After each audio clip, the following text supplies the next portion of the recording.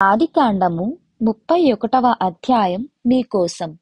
లాబాను కుమారులు యాకోబుకు కలుగుతున్న సంతానమును అతని యొక్క విస్తారమైన ఆస్తిని చూసి ఎంతో ఓర్వలేక ఈర్ష్యతో ఉంటారు.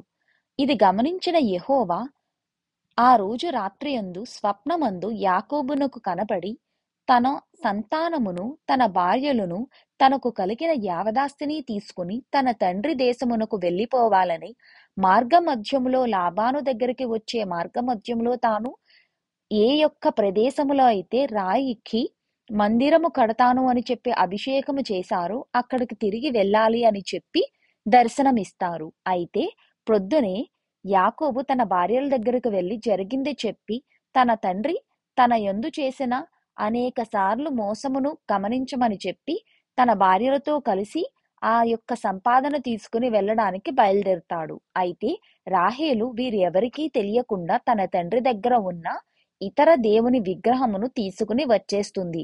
3 రోజులు అయిన తర్వాత లాబానుకు యాకోబు మొత్తం సంపదను తన విగ్రహములు తీసుకుని వెళ్ళిపోయాడు అని తెలిసి వారిని తన బంధువులతో కలిసి వారి దగ్గరికి వారిని శిక్షించాలి అని వెళ్తాడు. అయితే ఆ రోజు రాత్రి స్వప్నమందు యెహోవా లాబానుకు కనపడి తను యాకోబుని ఏమీ చెయ్యొద్దు అని తను యాకోబుని ఆశీర్వదించాను అని చెప్పి హెచ్చరిస్తారు.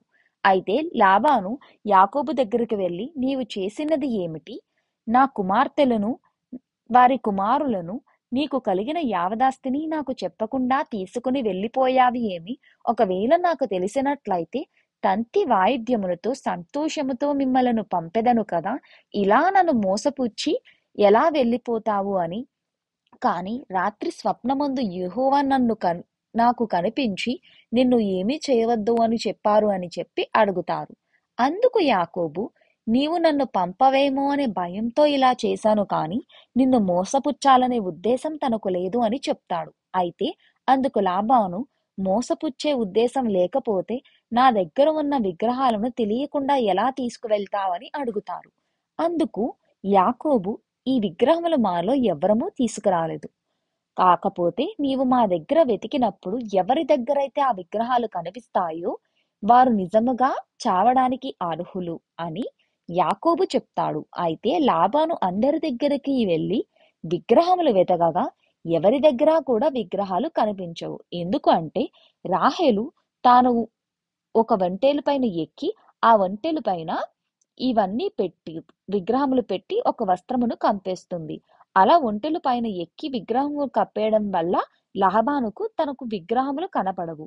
అప్పుడు లాబాను వారి దగ్గరే ఆ రాత్రి బస చేసి ఆహారమును పుచ్చుకుని ఇక పైన వారు ఒకరిపై ఒకరు ఎప్పుడూ కూడా ఎటువంటి యుద్ధము చేసుకోకూడదని, ఒకరికొకరు హాని కలిగించుకోకుండా ఎవరి దేశంలో వారు సుఖముగా ఉండాలి అని ప్రమాణము చేసుకుని పొద్దున అయ్యేసరికి వారి కుమార్తెలను కుమారులను ఆశీర్వదించి అక్కడి నుంచి వెళ్ళిపోతారు. అయితే మనం ఒకటి గమనించాల్సిన విషయం ఏంటంటే ఈ కుటుంబం అంతా ఎప్పుడూ ఒక మోసంతోనే ఉంది.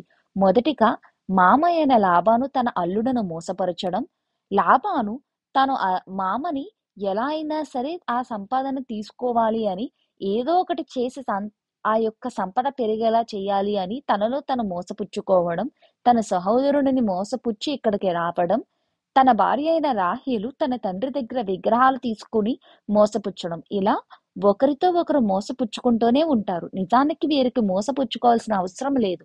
దేవుడు వీరందరినీ ఖచ్చితంగా ఆశీర్వదించాడు. అయితే నిజమైన దేవుడిని వారు ఇంకా గ్రహించలేదు. అందుకనే ఇతర దేవుడి విగ్రహాలను వారు ఆశీర్వాదంగా భావించి ఇలా రాహేలు దొంగిలిస్తుంది. నిజానికి యాకోబు రాహేలు చేసిన పని అతనికి తెలియదు. ఒకవేళ తెలిసి ఉంటే చేయనిచ్చకపోయేవాడు.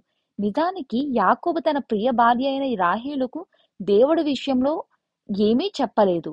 ఎందుకు అంటే తను నిరంతరము తన తండ్రి దగ్గరికి వెళ్ళడానికి సంపాదనలోనే మునిగిపోయి ఉండొచ్చు.